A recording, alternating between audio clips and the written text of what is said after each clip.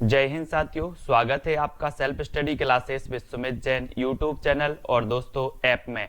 दोस्तों बहुत सारे स्टूडेंट को ऐप डाउनलोड नहीं करते बन रहा है या फिर कर भी लिया है तो कोर्स भी नहीं देख पा रहे हैं।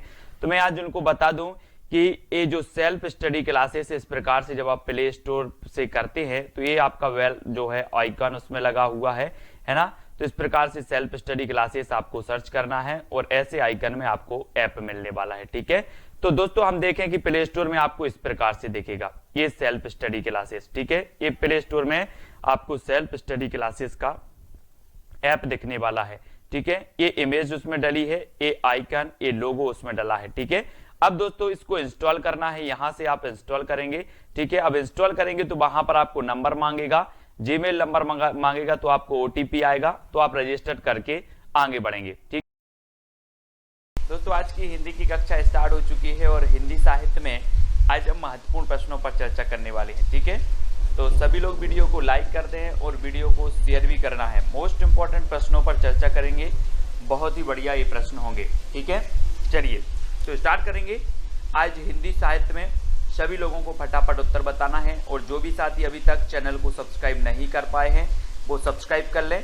ठीक है, और दोस्तों जो अपना YouTube चैनल है इसको क्या मिल गया है, अब ज्वाइन बटन भी अपन को प्राप्त हो गया है। ठीक है, तो जो भी ज्वाइन करना चाहते हैं वो ज्वाइन कर सकते हैं, चैनल को सपोर्ट कर सकते हैं। ठीक है, हिंदी साहित्य YouTube चैनल आपको सब्सक्राइब करके बेल आइकन को जरूर दबाना है। ठीक है, तो स्टार्ट करेंगे आज का ये वीडियो।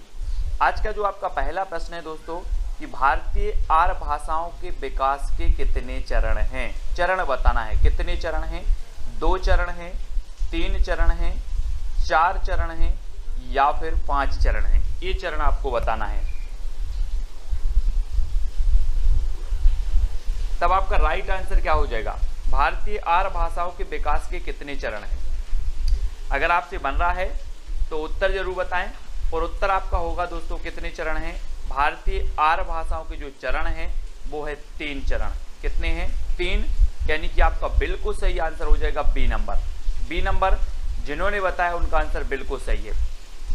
अगला क्वेश्चन देख लो, किस विद्वान ने प्राकृत को मीठी तथा संस्कृत को कठोर कहा है। ये बहुत ही बढ़िया प्रश्न है, कई बार पूछा गया है। किस विद्वान ने प्राकृत को मीठी और संस्कृत को कठोर कहा है, जबकि है ना, तो ये जो संस्कृत को कठोर कहा है, ये संस्कृत को कठोर किसने कहा है, राजशेखर ने कहा है, भरत मुनि ने कहा है, वामन ने कहा है या फिर स्वयंभू ने कहा है। तो किसने कहा है, तो अधिकांश लोगों ने प्रश्न क्रमांक 2 का जो उत्तर बता दिया है कि राजशेखर, है ना, राजशेखर साहब हैं, इन्होंने क्या कहा कि प्राकृत को मीठी है और संस्कृत को कठोर है। अब एक चीज बताना दोस्तों, जिसका राज चल रहा है, जिसका राज चल रहा है वो किसी को कुछ भी बता सकता है, बोले हमें तो प्राकृत मीठी लगती है और संस्कृत कठोर कहता है, क्योंकि राज चल रहा है इनका। तो राजशेखर, ठीक है, राजशेखर आपका बिल्कुल सही होगा। अपभ्रंश में राम काव्य के प्रथम कवि कौन है। अपभ्रंश में राम काव्य के प्रथम कवि बताना है कौन है, ये चीज बतानी है। 4 विकल्प आपके सामने हैं, 4 में से आपको चयन करना है दोस्तों। और मैं आपको बता दूं कि जो यहाँ पर एक विकल्प देवसेन दिया है, ये देवसेन साहब की रचना है कौन सी, श्राप का 4, है ना, श्राप का 4 है। इसका रचना काल क्या है, 933 ईस्वी है। हिंदी का प्रथम ग्रंथ है, हिंदी की प्रथम रचना है श्राप का 4। ठीक है, देवसेन की है। पुष्पदंत को अभिमान मेरु कहा जाता है, आप सभी को पता है पुष्पदंत को क्या कहा जाता है, अभिमान मेरु।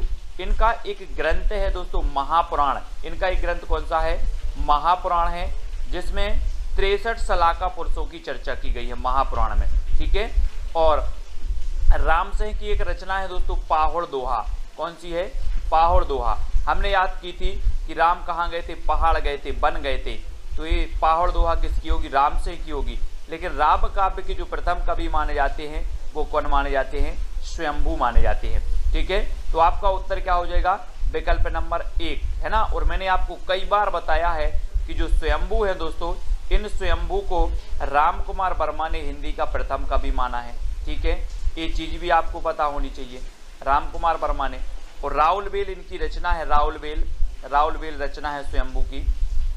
राउलबेल तो रोड़ा कवि की, राउलबेल तो रोड़ा कवि की है, इनकी है कौन सी है, राम काव्य पर आधारित स्वयंभू की आपको बताना है। राउलबेल तो रोड़ा कवि की है, स्वयंभू की राम काव्य पर आधारित जो रचना है वो आपको ही बताना है ना। मुझे क्या नहीं हो रहा है, याद नहीं आ रहा है वो। अगला बताना है, हिंदी में हिंदी साहित्य का इतिहास सबसे पहले किसने लिखा। हिंदी में हिंदी साहित्य का इतिहास बताना है। जल्दी बताओ, हिंदी में हिंदी साहित्य। अब यहाँ पर कंफ्यूज नहीं होना, बहुत सारे लोग कंफ्यूज होकर गलत क्वेश्चन कर देते हैं। क्या करते हैं, हिंदी में हिंदी साहित्य आप बोल देते हो कि हिंदी साहित्य का सबसे पहले इतिहास किसने लिखा, तो आप लगा देते हो गारसादा तासी। लेकिन बात यहाँ पर होती है दोस्तों, हिंदी में हिंदी साहित्य का, हिंदी भाषा में हिंदी साहित्य का इतिहास सबसे पहले लिखा है शिवसेन सेंगर ने। गारसादा तासी ये फ्रेंच विद्वान थे, तो इन्होंने फ्रेंच भाषा में लिखा है। हाँ, पयुमचर्यू, वेरी गुड प्रदीप जी, पयुमचर्यू रचना है इनकी राम काव्य पर आधारित स्वयंभू जी की, वेरी गुड पयुमचर्यू, ठीक है। और हिंदी साहित्य का इतिहास सबसे पहले हिंदी में लिखा शिवसेन सेंगर ने, सबसे पहले हिंदी साहित्य का इतिहास लिखा गारसादा तासी ने, सबसे पहले हिंदी साहित्य में काल विभाजन का प्रयोग किया गया तो the modern vernacular literature of Hindustan जो कि ग्रियर्सन की कृति है।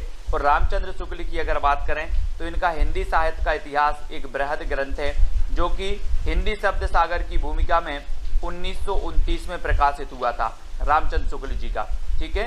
तो ये फैक्ट आपको क्लियर होते जाएं। हिंदी साहित्य का आधा इतिहास किसने लिखा, मैंने कई बार आपको याद करवाया है दोस्तों। कैसे याद करवाया कि आधा जो है, आधा सुमन, आधा कुसुम, आधा फूल किसी को नहीं दिया जाता है ना, किसी को नहीं दिया जाता ना। तो आधा इतिहास कौन लिखेगा, आधा, बोले सर आधा किसी को नहीं दिया जाता, क्या, फूल, सुमन, कुसुम, है ना, ये सभी पर्यायवाची हैं। तो ये सुमन राजे ने लिखा है ना। और दोस्तों हिंदी साहित्य का दूसरा इतिहास किसने लिख दिया, बच्चन सिंह ने लिख दिया। मैंने आपको याद करवाया था, बोले हिंदी साहित्य का दूसरा इतिहास लिखो, तो बोले दूसरा इतिहास कैसे लिखें, ये बच्चन का काम थोड़ी है, ये बच्चन का काम नहीं है, बच्चों का काम नहीं है दूसरा इतिहास लिखना। और रामचंद्र शुक्ल का तो पता ही है, राम कुमार वर्मा ने हिंदी साहित्य का आलोचनात्मक इतिहास लिखा, ठीक है। और सुमन राजे ने हिंदी साहित्य का आधा इतिहास लिखा। तो ये चीज भी आपको क्लियर हो गई। अगला आपको बताना है दोस्तों, रीतिकाल को अंधकार काल किसने कह दिया, अंधकार काल। मिश्र बंधुओं ने क्या कहा है, त्रिलोचन ने क्या कहा है, मिश्र बंधुओं ने आपको पता है इन्होंने क्या कह दिया, अलंकृत काल, है ना। क्या कह दिया, मिश्र बंधुओं ने क्या कह दिया, त्रिलोचन ने तो आपको बताना है दोस्तों, अंधकार काल जो कहा है वो किसने कहा है।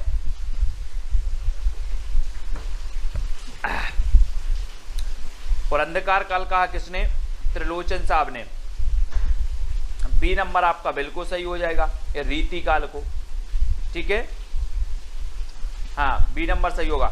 अगला बताओ, हिंदी साहित्य का संक्षिप्त इतिहास के लेखक कौन है। हिंदी साहित्य के संक्षिप्त इतिहास विश्वनाथ त्रिपाठी हैं या फिर रामचंद्र शुक्ल हैं, बच्चन से हैं या हजारी प्रसाद द्विवेदी हैं, कौन है। हाँ, मिश्र बंधुओं ने अलंकृत काल कहा है, वेरी गुड। और संक्षिप्त, आप लोग संक्षिप्त के चक्कर में पड़े रहते हो कि बोले सर हिंदी साहित्य संक्षिप्त में पढ़ा दो। जो विश्व के लोग विश्व भर में क्या है संक्षिप्त पर पढ़े रहते हो, यार विस्तृत कौन पढ़े, संक्षिप्त पढ़ लो, संक्षिप्त, है ना। तो विश्वनाथ त्रिपाठी संक्षिप्त इतिहास लिखा है इन्होंने हिंदी साहित्य का। हिंदी साहित्य का उद्भव, हिंदी साहित्य का आदिकाल, हिंदी साहित्य की भूमिका, ये सब हजारी प्रसाद द्विवेदी ने लिखी हैं। बच्चन सिंह ने तो बता दिया कि हिंदी साहित्य का दूसरा इतिहास लिख दिया। रामचंद्र शुक्ल ने हिंदी साहित्य का इतिहास लिखा है हिंदी शब्द सागर की भूमिका में, है ना। तो ये चीज भी आपको याद रखनी है। और ये नंबर आपका विश्वनाथ त्रिपाठी बिल्कुल सही हो जाएगा। हिंदी की पहली कहानी लेखिका का नाम क्या है दोस्तों, हिंदी की पहली कहानी लेखिका का नाम बताना है। बंग महिला हैं, चित्रा मुदगल हैं, जानकी देवी बजाज हैं या फिर कौशल्या वैसंत्री हैं। हमने एक रचना, एक आपकी आत्मकथा याद करवाई थी, दोहरा अभिशाप। दोहरा अभिशाप किसको मिला, कौशल्या को मिला दोहरा अभिशाप, कौशल्या वैसंत्री, है ना। और जानकी देवी बजाज ने क्या की, अपनी गाड़ी, अपनी जीवन यात्रा, है ना, मेरी जीवन यात्रा जो है बजाज गाड़ी से स्टार्ट की थी जानकी देवी बजाज ने। और पहली कहानी लेखिका मानी जाती है बंग महिला। बंग महिला यानी कि राजा बाला घोष, है ना, ये नंबर आपका बिल्कुल सही हो जाएगा। इनका उपनाम है बंग महिला, तो ये नंबर बिल्कुल सही है। अगला बताना है प्रेमचंद के किस उपन्यास का पात्र सूरदास है। प्रेमचंद का उस उपन्यास का पात्र बताना, ये क्वेश्चन पूछा भी गया है। प्रश्न क्रमांक 9, रंगभूमि का है, निर्मला का है, कर्मभूमि का है या फिर सेवा सदन का है। किसका पात्र है सूरदास। और सूरदास की जब भी बात आती है तो हम सूरदास जी के बारे में पढ़ते हैं दोस्तों कि सूरदास जी वात्सल्य के चतेरे कवि कहा जाते हैं। सूर सागर, सूर सारावली, सूर साहित्य लहरी, है ना, इनकी रचनाएं हैं। सूरदास के गुरु का नाम था वल्लभाचार्य और वल्लभाचार्य के शिष्यों में अष्टछाप में सबसे श्रेष्ठ माने जाते हैं तो सूरदास माने जाते हैं, है ना। और इनके जो सूरदास जी हैं वो रंगभूमि के पात्र हैं सूरदास जी, ठीक है। सूरदास हैं रंगभूमि उपन्यास के पात्र हैं। रंगभूमि, निर्मला, कर्मभूमि, सेवा सदन, है ना, ये सभी जो हैं वो किसके हैं दोस्तों, ये सभी प्रेमचंद जी के हैं। और एक उपन्यास आपको हमेशा याद रहता है कि अधूरा रह गया मंगलसूत्र, प्रेमचंद जी का मंगलसूत्र अधूरा रह गया, ठीक है। बहुत सारे लोगों के रह जाते हैं दोस्तों मंगलसूत्र अधूरे, जो प्रेम करते हैं, है ना। ऐसे ही प्रेमचंद जी का भी मंगलसूत्र अधूरा रह गया। कौन सी रचना अवधि में नहीं है, कौन सी रचना अवधि में नहीं है। रामचरितमानस नहीं है ना।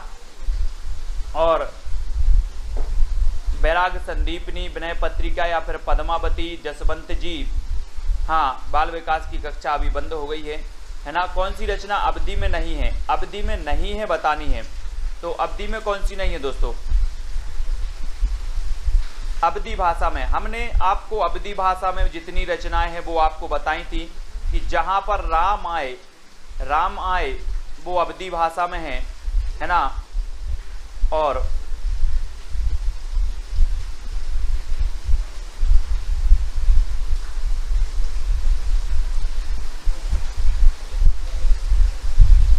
तो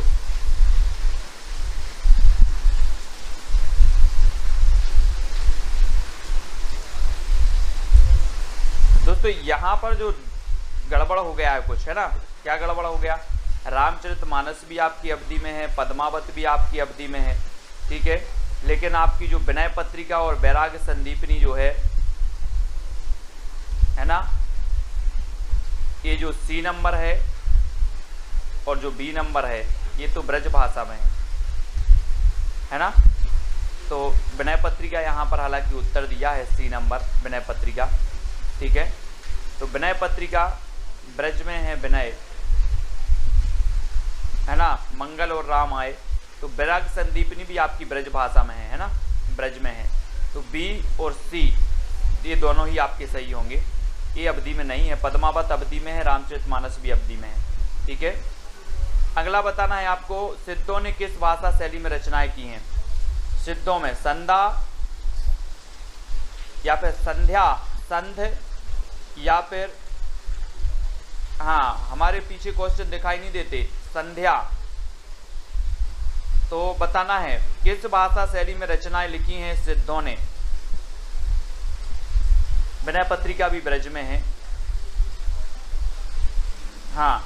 तो प्रश्न क्रमांक 11 का उत्तर बताना है और 11 का आपका बिल्कुल सही आंसर क्या हो जाएगा, 11 का। इन्होंने दोस्तों संधा भाषा, यहाँ पर संध भी नहीं है, संध्या भी नहीं है, संधा भी नहीं है, संधा सही होगा, संधा भाषा शैली में इन्होंने रचनाएं की हैं। किसने, सिद्धों ने, है ना। तो याद रख लेना,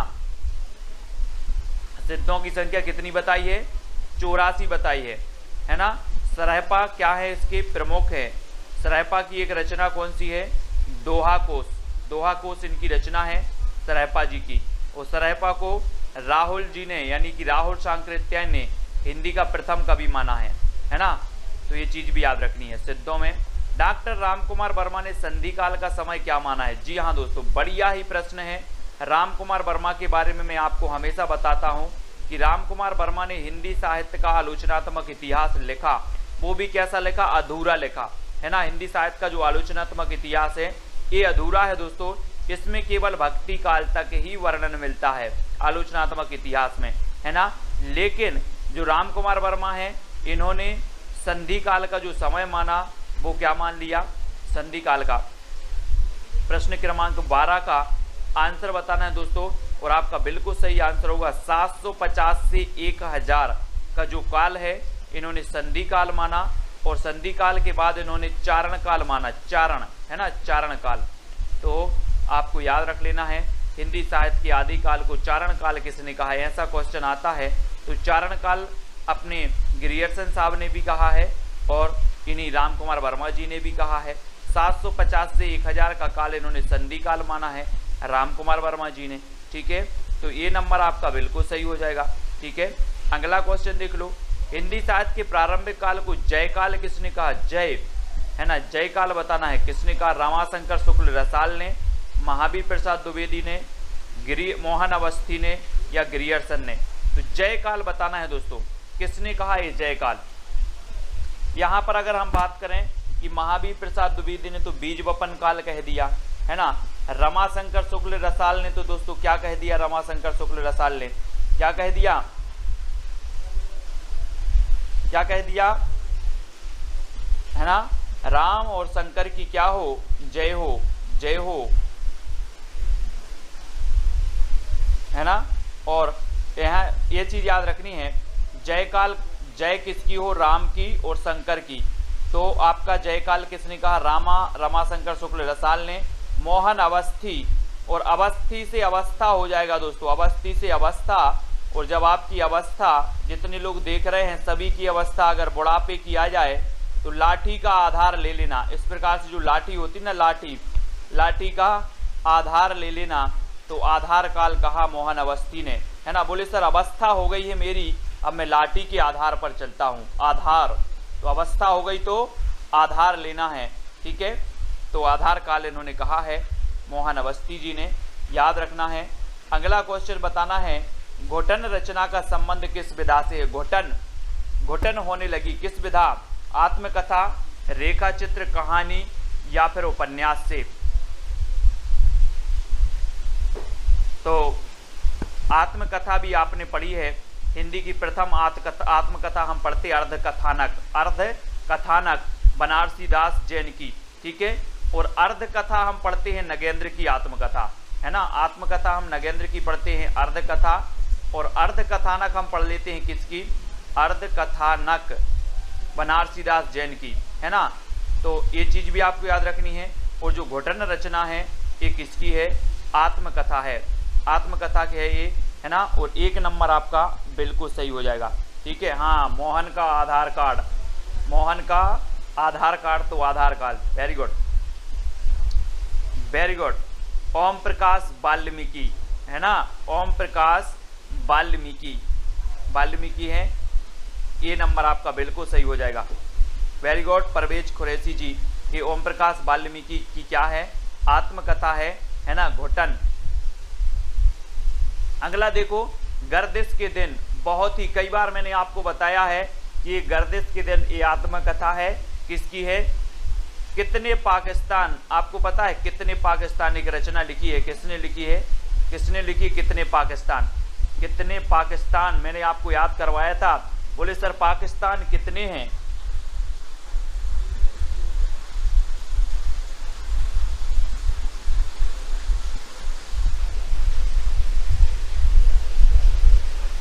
जल्दी बताना है आपको।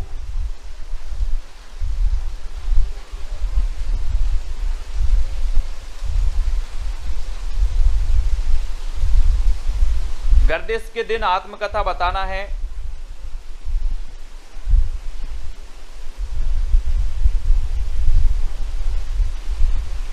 दोस्तों ये जो घोटन है, ये घोटन, वेरी गुड, अपने कुरैशी जी ने बहुत बढ़िया यहाँ पर सही बताया है कि जो घोटन है, ये घोटन जो रचना है, घोटन ये है दोस्तों आपके कौन की,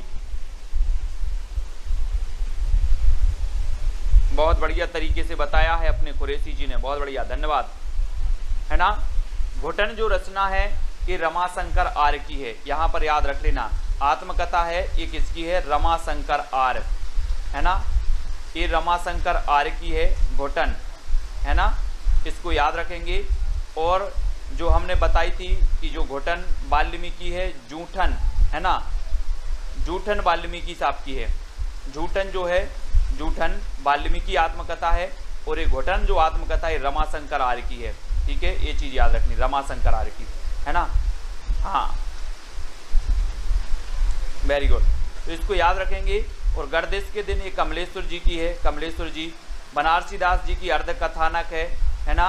और जानकी देवी बजाज की मेरी जीवन यात्रा और मेरी जीवन यात्रा, इन दोनों की ही है। ठीक है, हाँ ठीक है, तो इनको याद रखेंगे। जानकी देवी बजाज की मेरी जीवन यात्रा और राहुल सांकृत्यायन की भी मेरी जीवन यात्रा, इन दोनों की भी याद रखेंगे। ठीक है, बहुत बढ़िया। अगला देखो, पुष्टि मार्ग के प्रवर्तक माने जाते हैं तो कौन माने जाते हैं? वल्लभाचार्य, रामानंद, विट्ठलनाथ और रामानुज। ये जल्दी से बताना है दोस्तों। पुष्टि मार्ग के प्रवर्तक माने जाते हैं तो कौन माने जाते हैं? कोई बात नहीं, देखो जब कोई क्वेश्चन गलत होता है और जब क्वेश्चन को आप गलत से सही करते हो तो वो चीज़ आप कभी नहीं भूल सकते। जो क्वेश्चन आपका गलत हुआ है और गलत को आप सही करते हो, वो क्वेश्चन आपके माइंड में बैठ जाता है, अब आप कभी नहीं भूलोगे। घुटन किसकी है? रमाशंकर आर्य की। जूठन किसकी है? ओम प्रकाश वाल्मीकि की, है ना। तो होना चाहिए, गलत भी होना चाहिए। ठीक है,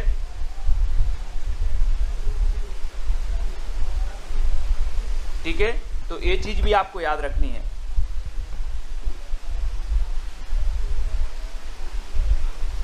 फिर अगला क्वेश्चन आपको बताना, पुष्टि मार्ग के जो प्रवर्तक हैं वो कौन है? पुष्टि मार्ग के प्रवर्तक दोस्तों,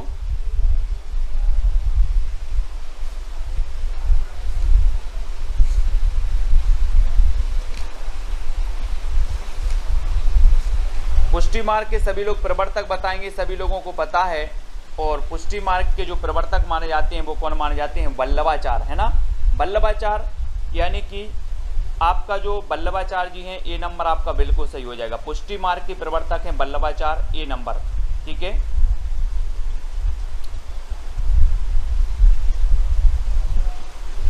ना। अष्टछाप की स्थापना की थी 1565 में।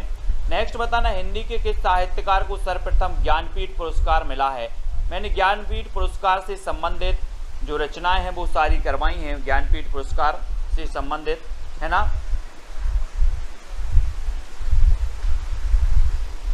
और सर्वप्रथम ज्ञानपीठ पुरस्कार किसे मिला, ये चीज भी बतानी है। तो दोस्तों हम जब ज्ञानपीठ पुरस्कार पढ़ते हैं तो सर्वप्रथम हिंदी में जो ज्ञानपीठ पुरस्कार मिला वो 1968 में मिला चिदम्बरा के लिए सुमित्रानंदन पंत को, है ना। 72 में अपने दिनकर जी को मिल गया उर्वशी, है ना। कैसे याद किया था कि दिन में बसी, दिन में उर्वशी, दिन में उर्वशी तो दिनकर, और 72 साल की हो गई उर्वशी, है ना। उर्वशी महादेवी वर्मा जी की यामा, यामा के लिए मिला यानी 1982 में। ठीक है, और अज्ञेय के लिए मिला 1978 में मिल गया इन्हें। ठीक है, तो इनको सभी को याद रखना है।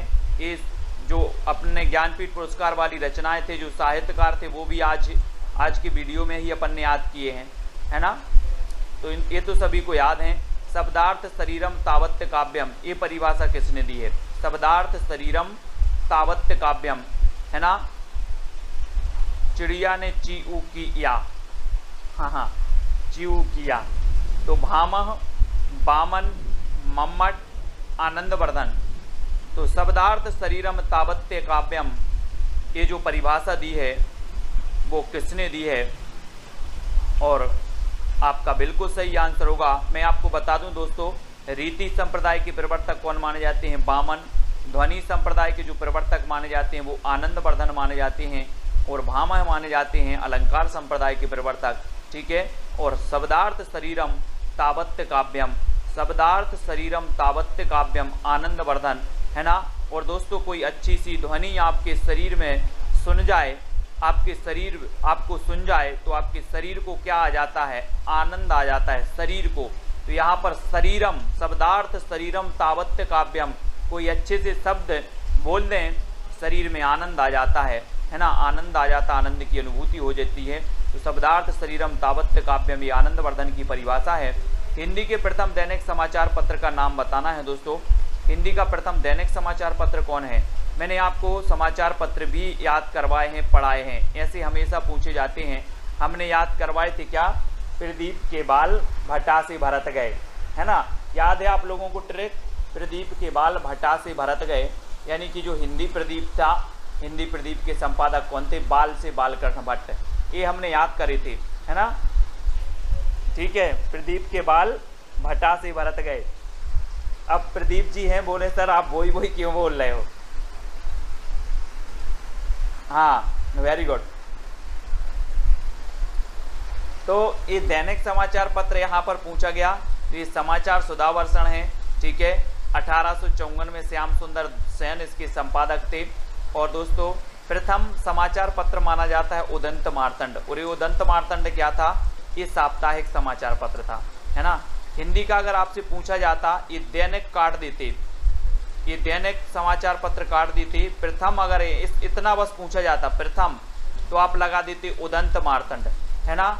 और यहाँ पर दैनिक की जगह साप्ताहिक कर दिया जाता, साप्ताहिक, तब भी आप लगाते उदंत मार्तंड।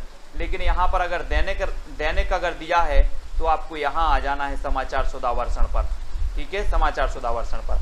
और दोस्तों ये बंगदूत पत्रिका 1829 में प्रकाशित हुई थी राजा राम मोहन राय द्वारा, बंगदूत पत्रिका 1829 में, और ये 1826 में उदंत मार्तंड, है ना, ये 1854 में हुआ था। समाचार सुधावर्षण हिंदी का प्रथम दैनिक समाचार पत्र, है ना। अवधि को अन्य किस नाम से भी जाना जाता है दोस्तों? अवधि को बघेली, दोनों, कोसली या इनमें से कोई नहीं, तो किस नाम से जाना जाता है अवधि भाषा को? प्रश्न क्रमांक 20 का सही आंसर बताना है। और अवधि को जाना जाता है प्रश्न क्रमांक 20 में, अवधि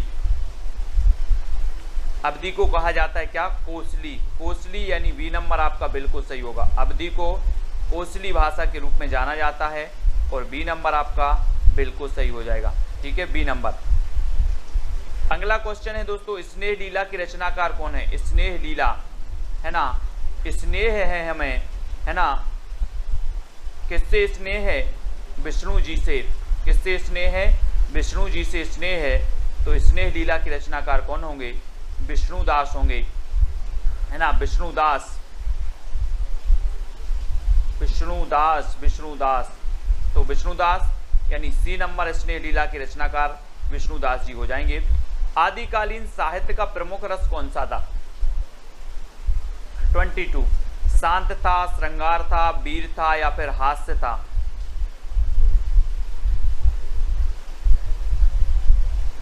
आदिकालीन साहित्य का प्रमुख रस कौन सा था? दोस्तों आपने पता है कि रामचंद्र शुक्ल ने 12 रचनाओं के आधार पर इस आदिकाल का नाम रख दिया वीर गाथा काल, है ना, वीर गाथा काल रख दिया। 12 रचनाओं को प्रामाणिकता का आधार माना, और वीर रस का जो इसमें प्रधान था, और आश्रय कवि हुआ करते थे, मतलब जो है विभिन्न प्रकार के जो आश्रित राजाओं के आश्रित थे उनकी यशोगान का वर्णन करते थे।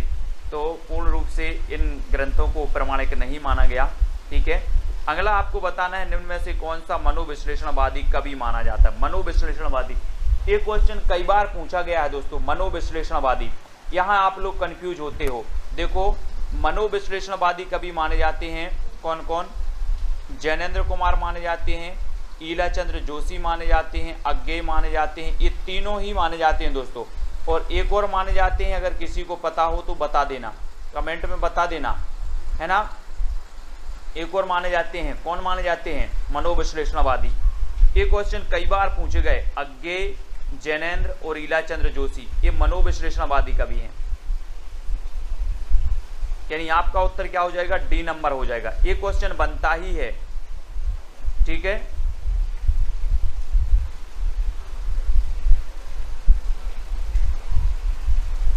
डॉक्टर देवराज, है ना, डॉक्टर देवराज जो हैं वो भी माने जाते हैं, डॉक्टर देवराज, ठीक है, याद रख लेंगे, वेरी गुड। परवेज खुरैशी जी, डॉक्टर देवराज भी मनोविश्लेषणवादी माने जाते हैं ना, तो ये चीज भी आपको याद रखनी है, बहुत बढ़िया। अगला बताना, हिंदी का सबसे प्राचीन छंद कौन सा है? प्राचीन, दोहा है, वर्बे है, छप्पय है या फिर सबैया है? सबसे प्राचीन छंद की बात हो रही है और सबसे प्राचीन छंद कौन सा माना जाता है?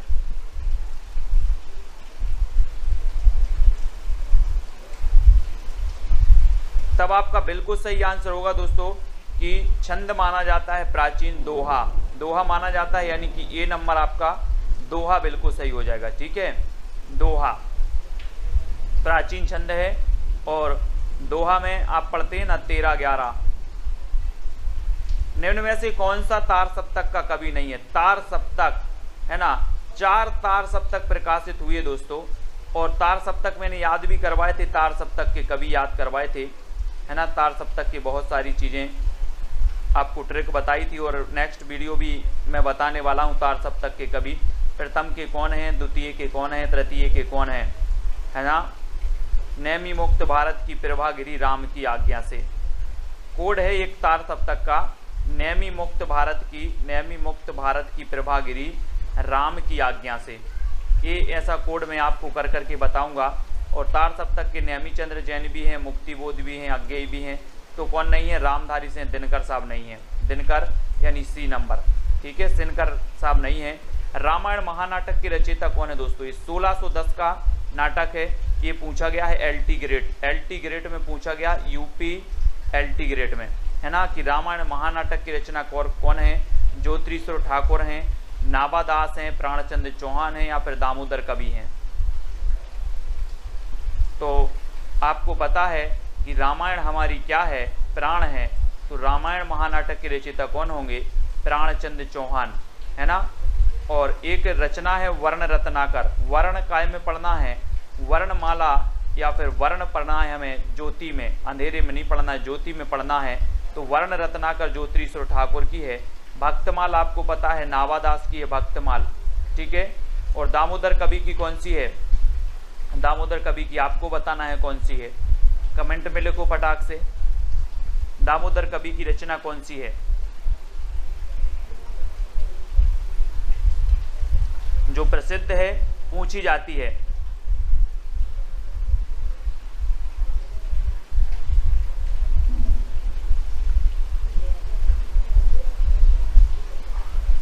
जल्दी से बताओ कौन सी है दामोदर कवि की रचना, कमेंट में आपको लिख देना है।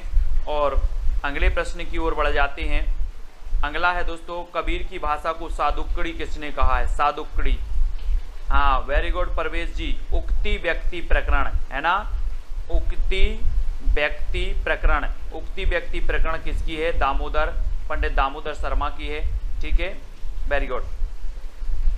उक्ति व्यक्ति प्रकरण है ना, SG राकेश जी।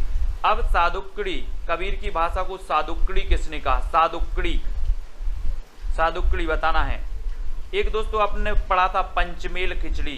पंचमेल खिचड़ी बोले दोस्तों, जब पंचमेल खिचड़ी बनेगी तो पंचमेल खिचड़ी विभिन्न प्रकार के मेल किया जाएगा तो ये कैसी होगी? सुंदर होगी। कैसी होगी? सुंदर होगी। तो श्याम सुंदर ने कहा था, क्या कहा था? पंचमेल खिचड़ी कहा था। लेकिन सादुक्कड़ी किसने कहा था? तो सादुक्कड़ी कहा था किसने? शुक्ल जी ने, है ना, शुक्ल जी ने। और हजारी प्रसाद द्विवेदी ने क्या कहा था? वाणी का डिक्टेटर। कबीर को वाणी का डिक्टेटर कहा द्विवेदी जी ने, है ना। रामचंद्र शुक्ल जी ने सादुक्कड़ी कहा, पंचमेल खिचड़ी कहा श्याम सुंदर ने, ठीक है, श्याम सुंदर। तो कबीर की भाषा को फिर पूछ लिया गया पंचमेल खिचड़ी। तो पंचमेल खिचड़ी कैसी होगी? कैसी होगी पंचमेल खिचड़ी? सुंदर होगी, सुंदर, है ना। बोले सर बहुत सुंदर खिचड़ी थी पंचमेल खिचड़ी, है ना। तो श्याम सुंदर दास, बाबू श्याम सुंदर दास ने कह दिया कि ये जो कबीर दास की भाषा है ये तो पंचमेल खिचड़ी है, पंचमेल खिचड़ी, ठीक है। कौन द्विवेदी युग का कवि नहीं है दोस्तों? द्विवेदी युग का कवि कौन नहीं है? वियोगी हरि नहीं है, मैत्रीशरण गुप्त नहीं है, अंबिका दत्त व्यास हैं, या रामनरेश त्रिपाठी नहीं है, बताना है। द्विवेदी युग के आपको पता है कि जो द्विवेदी युग है दोस्तों, ये महावीर प्रसाद द्विवेदी जी के नाम पर इस युग का नाम पड़ गया द्विवेदी युग, है ना। और जब महावीर प्रसाद द्विवेदी की बात आती है तो ये 1903 में बन गए सरस्वती पत्रिका के संपादक, है ना। और 1920 तक जमे रहे सरस्वती पत्रिका में, है ना।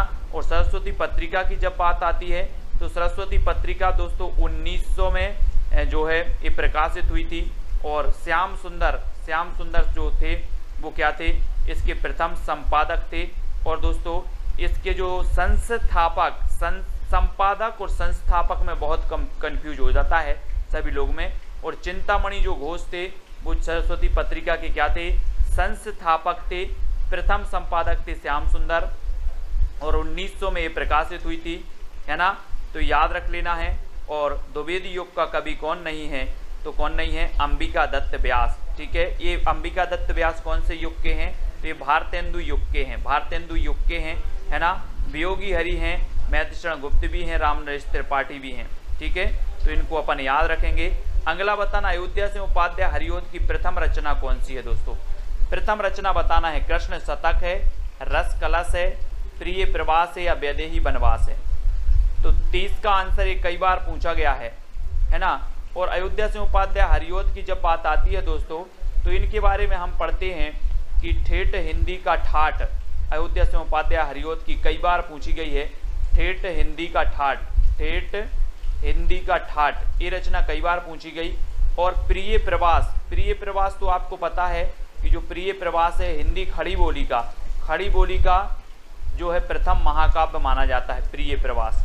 ठीक है, और अयोध्या से उपाध्याय हरिओद की ठेठ हिंदी का ठाठ बिल्कुल सही है। और इनकी जो प्रथम रचना मानी जाती है दोस्तों, वो मानी जाती है कौन सी, कृष्ण शतक, है ना, कृष्ण शतक। यानी कि आपका जो उत्तर है वो क्या हो जाएगा, 1 नंबर बिल्कुल सही होगा। जय हिंद साथियों, स्वागत है आपका self study classes with Sumit Jain YouTube channel और दोस्तों ऐप में। दोस्तों बहुत सारे स्टूडेंट को ऐप डाउनलोड नहीं करते बन रहा है, या फिर कर भी लिया है तो कोर्स भी नहीं देख पा रहे हैं। तो मैं आज उनको बता दूं कि ये जो सेल्फ स्टडी क्लासेस इस प्रकार से जब आप प्ले स्टोर से करते हैं तो ये आपका वेल जो है आइकन उसमें लगा हुआ है ना। तो इस प्रकार से सेल्फ स्टडी क्लासेस आपको सर्च करना है और ऐसे आइकन में आपको ऐप मिलने वाला है। ठीक है, तो दोस्तों हम देखें कि प्ले स्टोर में आपको इस प्रकार से दिखेगा ये सेल्फ स्टडी क्लासेस। ठीक है, ये प्ले स्टोर में आपको सेल्फ स्टडी क्लासेस का ऐप दिखने वाला है। ठीक है, ये इमेज उसमें डली है, ये आइकन, ये लोगो उसमें डला है। ठीक है, अब दोस्तों इसको इंस्टॉल करना है, यहां से आप इंस्टॉल करेंगे।